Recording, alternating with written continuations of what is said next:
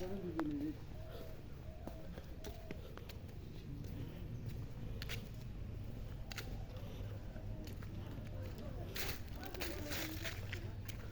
আলাইকুম ওয়া রাহমাতুল্লাহি ওয়া বারাকাতুহু। প্রিয় ভিউয়ার্স, আপনারা সবাই দেখতে পাচ্ছেন আজকে আমরা জুমা পড়াতে আসছিলাম দেবহাটা। তো আমরা জুমা পড়ে বাসায় যাওয়ার পথে আমাদের আল্লাহ পাক রব্বুল আলামিনের অশেষ মেহেরবানি, একটা গাছ, বট গাছ, অনেক বড়, এবং এই গাছের যে গোড়া কোনটা সেটা বোঝা যায় না আর কি। তো আমরা নামাজের পরে আমরা বট গাছটা একটু দেখার জন্য আমরা আসলাম, এবং আল্লাহ পাক রব্বুল আলামিনের নিয়ামত এই গাছ। এবং শুধু আমরা একা দেখতে চাই না, আপনাদের সকলকে একটু দেখাতে চাই, এই কারণে ভিডিওটা নিলাম। হ্যাঁ, আচ্ছা, সবাইকে একটু দেখানোর চেষ্টা করি বটগাছটা। বহু বড় বটগাছ, আমাদের সাতক্ষীরা জেলার দেবহাটা থানায় অবস্থিত বটগাছটি। সবাই শেয়ার করে, ভিডিওটি শেয়ার করে সবাইকে দেখার সুযোগ করে দিবেন।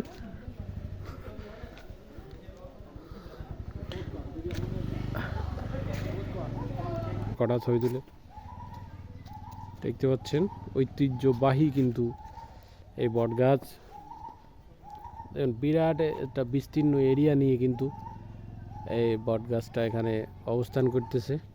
প্রিয় দেশবাসী, সবাইকে বলতে চাই, আপনারা সবাই আমাদের সাতক্ষীরা জেলায় আসবেন এবং সুন্দরবন ঘুরে যাবেন, এবং আমাদের দেবহাটা থানার ভিতরে আল্লাহ পাক রব্বুল আলামিনের অশেষ মেহেরবানি, একটা রহমত, যে একটা বট গাছের ডালপালা দিয়ে অনেক বড় একটা জমি মিলিয়ে আমাদের একটা বট গাছ আল্লাহ পাক রব্বুল আলামিন দেখার সুযোগ দিচ্ছেন।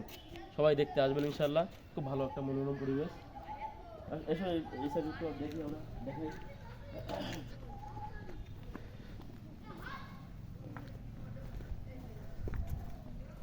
খুব সুন্দর একটা দৃশ্য দেখেন প্রিয় দর্শক। গাছটা কিন্তু অনেক বড়। এদিকে এসে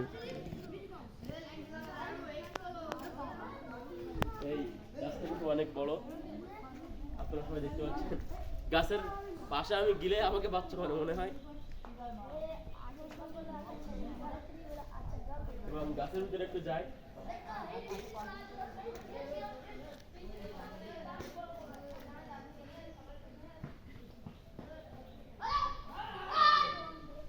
এটা যে গাছের ডাল, এটা যে গাছের ডাল শেকড়, তা কিছু বোঝা যায় না, মনে হচ্ছে বাসের থেকে কোনটা এমন একটা অবস্থা। আসলে কোনটা গোড়া এবং কোনটা ডাল, এটা আমরা কনফারেন্স আছি যে কোনটা ডাল এবং কোনটা গোড়া। যারা দেখতেছেন ভিডিওটি অবশ্যই কমেন্ট করে জানাবেন কোনটা গোড়া হতে পারে।